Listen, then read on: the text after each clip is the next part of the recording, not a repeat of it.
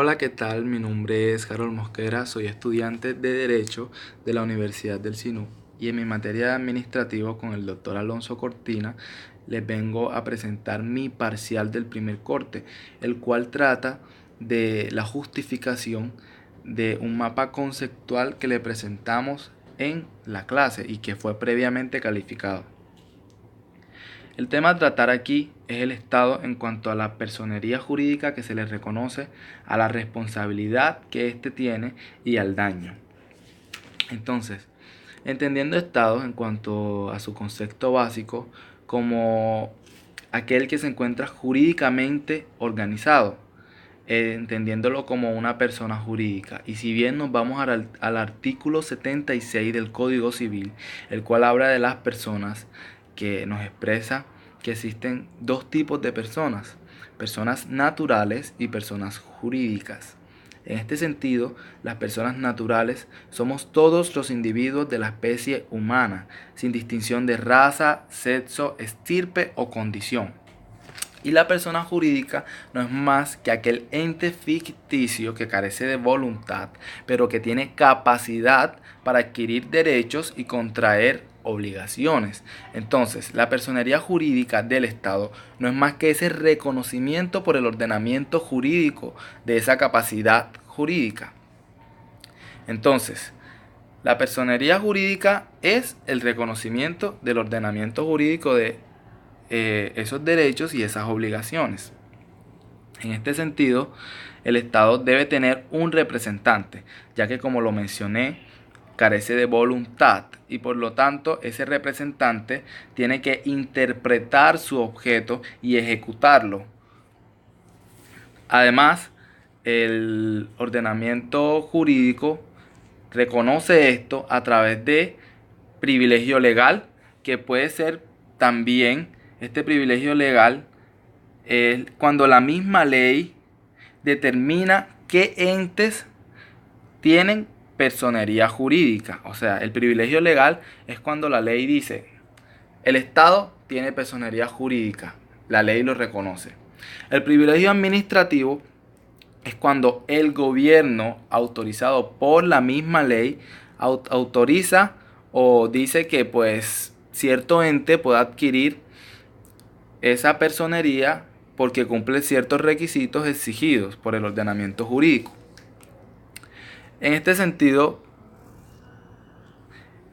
también este reconocimiento puede ser automático. El reconocimiento automático es cuando se otorga por los sindicatos, o sea, sin intervención de ningún ente estatal.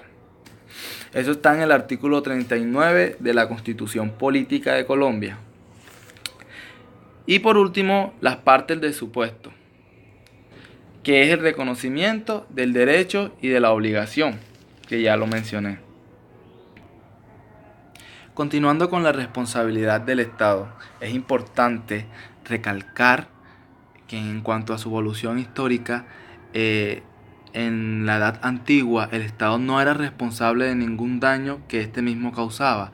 Es decir, cuando el doctor Cortina nos explicaba en sus clases que en la edad antigua el individuo, la sociedad, estaba obligada a sufrir el daño causado por parte del administrador. Entonces, en la Edad Media surge lo que se llamó el fallo blanco, que es donde se comienza a reconocer una indemnización como pago de ese daño causado por el Estado. Entonces surge, además de la indemnización, la constitución política como aquellas garantías para que esa relación existente entre el administrador y el administrado sea regulada y que no solamente haya una indemnización por el daño que sufrió el individuo por la omisión o por cualquier acto antijurídico del Estado, sino que también se castigue ese acto antijurídico. Entonces, con toda esta evolución histórica, se reconoce una responsabilidad indirecta y una responsabilidad directa. Entonces aquí hacemos referencia, por ejemplo, a la civil extracontractual, que habla, por ejemplo, del daño que es ocasionado por un acto que se realiza con dolo o con culpa. aquí es necesario que se analice pues la intención o la voluntad que haya tenido el agente o los actos que realizó el Estado.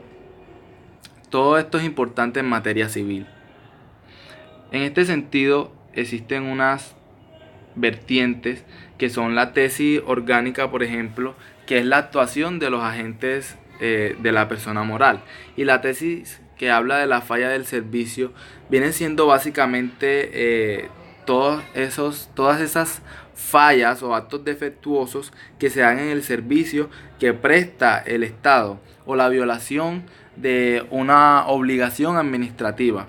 Entonces la falla de servicio no es más que ese comportamiento contrario a las normas que regulan lo que debería ser un buen funcionamiento en la actuación del Estado. Entonces, la falla del servicio, en conclusión, es llevar el Estado la contraria a esas normas establecidas para que exista un funcionamiento adecuado y una relación adecuada entre el Estado como administrador y la persona como administrado. Existen ciertos criterios de distinción con estos. El nexo con el servicio, que viene siendo básicamente pues cuando el Estado se declara su mal servicio, es menester que la actuación que dio origen a este perjuicio que la actuación que dio origen al perjuicio y cuyo resarcimiento se pretende sea administrativa y vincule por tanto el servicio cuestionado. Es decir, el nexo es la culpa que tiene quien presta el servicio, que en este contexto sería el Estado, y la falla en el espacio, tiempo o el instrumento utilizado, que vendrían siendo los elementos. El espacio es, por ejemplo, el daño que se comete en el servicio público, la relación entre el daño y el espacio del servicio. Aquí permite este elemento inferir el nexo causal con el servicio. Es temporal porque aquí el daño que se ocasionó tiene pues para que exista una relación es necesario encontrar si el daño ocasionado fue en el tiempo del servicio, es decir, durante el tiempo en que el servicio se estaba prestando, en que el agente público prestó el servicio al individuo. E instrumental porque si se usó un objeto material o corporal en la realización de este daño.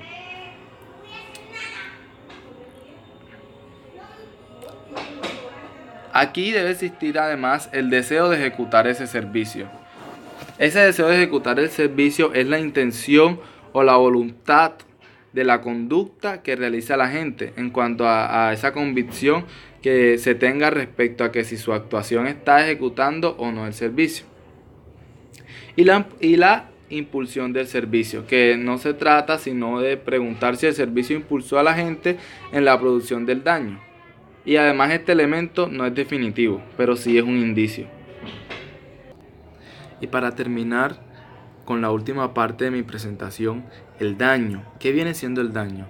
El daño para mí no es más que aquel menoscabo material o moral que sufrimos, ya sean nuestros bienes, en una propiedad o en nuestro patrimonio, y que causa una contravención a una norma jurídica y por el cual debe responder otra. Es decir, nosotros como individuos no estamos obligados a soportar ningún daño causado por negligencia, impericia o por la omisión de ciertos actos legislativos. Entonces el daño surge más que un objeto reparador, surge como una garantía que viene siendo un punto esencial en el derecho administrativo, ya que es esa garantía de que el administrador no exceda su poder y no abuse del mismo. Entonces, aquí se ve la necesidad de que haya una indemnización por parte de del Estado por los daños causados por sus actos antijurídicos. Estos tienen ciertos requisitos, por ejemplo, que se desarrolle una actividad legítima de la administración, que dicha actividad legítima constituya una ruptura de principios de igualdad ante las cargas públicas, o que el rompimiento de esa igualdad ante las cargas públicas suponga un daño grave y especial.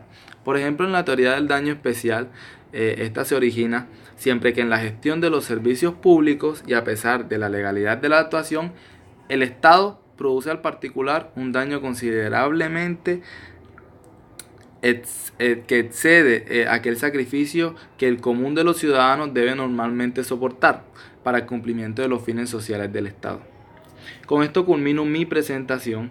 De verdad agradezco mucho pues el tema en temas administrativos, tanto la personería como la responsabilidad y el daño son temas completamente fundamentales.